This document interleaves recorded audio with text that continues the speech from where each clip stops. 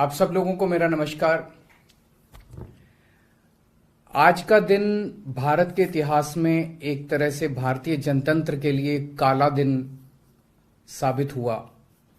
आज संसद के अंदर दिल्ली के लोगों को गुलाम बनाने वाला बिल पास कर दिया गया। ये बिल दिल्ली के लोगों को बेबस बना देता है, असहाय बनाता है, लाचार बनाता है, गुलाम बनाता है। जब हम आजाद नहीं हुए थे 1935 में, अंग्रेजों ने एक कानून बनाया था। उस कानून का नाम था गवर्नमेंट ऑफ इंडिया एक्ट। उस कानून में अंग्रेजों ने यह लिखा था कि भारत में चुनाव तो होंगे, लेकिन जो सरकार चुनी जाएगी उसको कोई काम करने की पावर नहीं होगी, काम करने की शक्तियां नहीं होंगी। जब हमारा देश आजाद हुआ तो हमने संविधान बनाया और संविधान में हमने लिखा कि चुनाव होंगे, लोग अपनी सरकार चुनेंगे और जो सरकार चुनेंगे उस सरकार को लोगों के लिए काम करने की सारी शक्तियां होंगी। आज आजादी के 75 साल के बाद प्रधानमंत्री मोदी जी ने दिल्ली के लोगों की आजादी छीन ली।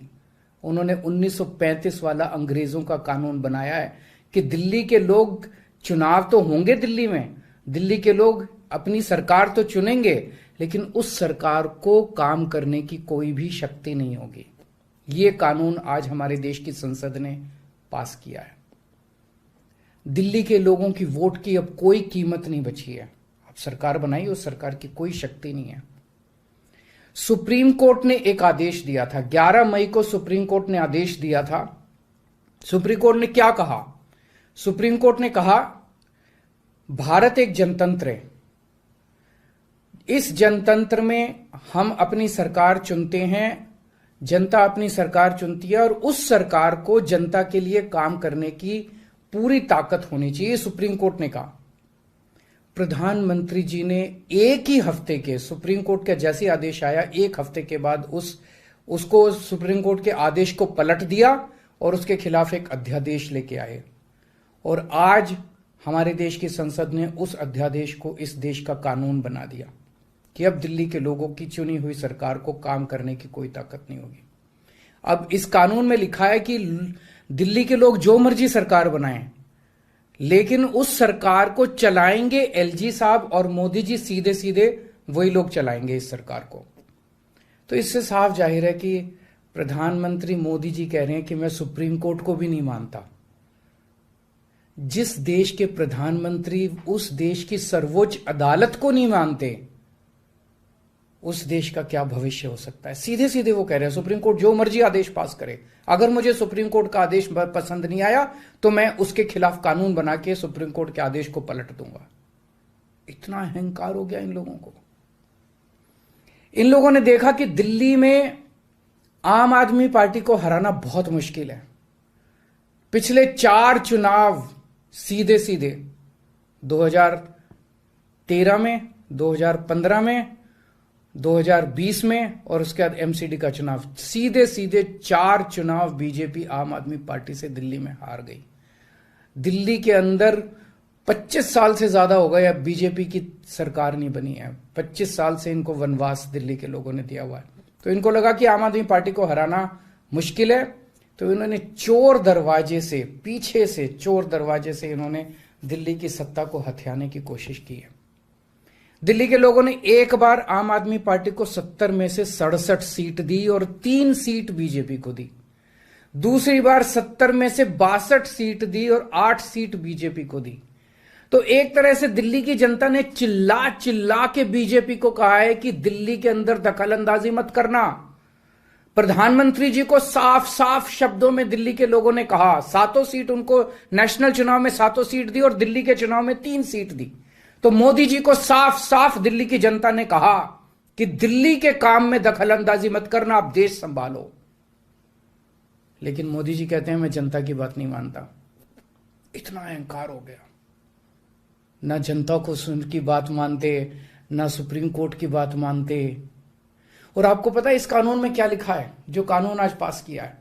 इस कानून में लिखा है कि दिल्ली के ऊपर से नीचे A category, B category, C category, D category, जितने दिल्ली सरकार के कर्मचारी हैं, उन सारे कर्मचारियों को के बारे में सारी पॉलिसी केंद्र सरकार बनाएगी। उनकी ट्रांसफर पॉलिसी, कौन अधिकारी, कौन चपरासी क्या काम करेगा, ये देश के प्रधानमंत्री बैठ के दिल्ली सरकार का कौन सा चपरासी क्या काम करेगा, कौन सा चपरासी फाइल उठाएगा, कौन सा चपरासी चाय पिलाएगा, कौन सा चपरासी खाना, ये काम रहेगा प्रधानमंत्री जी को।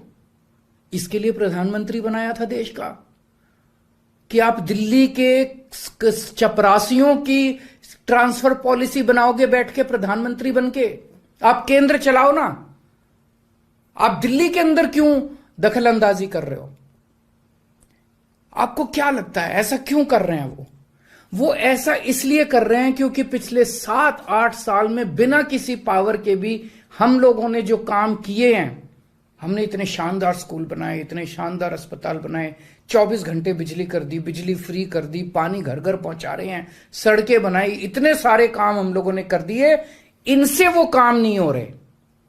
30-30 साल से गुजरात के अंदर इनकी सरकार है, बेड़ा गर्क है गुजरात का। हरियाणा के अंदर इनकी सरकार बनी, हरियाणा में बेड़ा गर्क है इनका। मणिपुर के अंदर बीजेपी की सरकार है, मणिपुर को जला दिया इन लोगों ने। इसलिए केजरीवाल के साथ कंपटीशन नहीं कर सकते, काम में कंपटीशन नहीं कर सकते, हमारे जैसे काम नहीं कर सकते, आम आदमी पार्टी के जैसे काम नहीं कर सकते। इसलिए केजरीवाल को काम करने से रोको, किसी भी तरह से केजरीवाल को काम करने से रोको, बस ये इनका मकसद है। मैं सुन रहा था अमित शाह जी को, वहां पे संसद में भाषण दे रहे थे, कहते हैं झगड़ते बहुत हैं ये लोग, झगड़ते बहुत हैं ये लोग। मैं स्कूल बनाता हूं, ये मेरे को स्कूल नहीं बना देते। फिर मैं जब इनसे कहता हूं मेरे को स्कूल बना देने दो, तो कहते झगड़ता बहुत है केजरीवाल। मैं मोहल्ला क्लिनिक बनाता हूं, मेरे मोहल्ला क्लिनिक तोड़वा दिए इन लोगों ने। फिर कहते हैं केजरीवाल झगड़ता बहुत है। मैं इनको कहता हूं मेरे को मोहल्ला क्लिनिक बनाने दो। मैं अस्पताल में दवाइयां फ्री करता हूं, कहते हैं दवाइयां फ्री क्यों करता है। मैं बिजली फ्री करता हूं, कहते हैं केजरीवाल फ्री भी दे रहा है, फ्री की रेवड़ियां दे रहा है, कहते हैं झगड़ते बहुत हैं।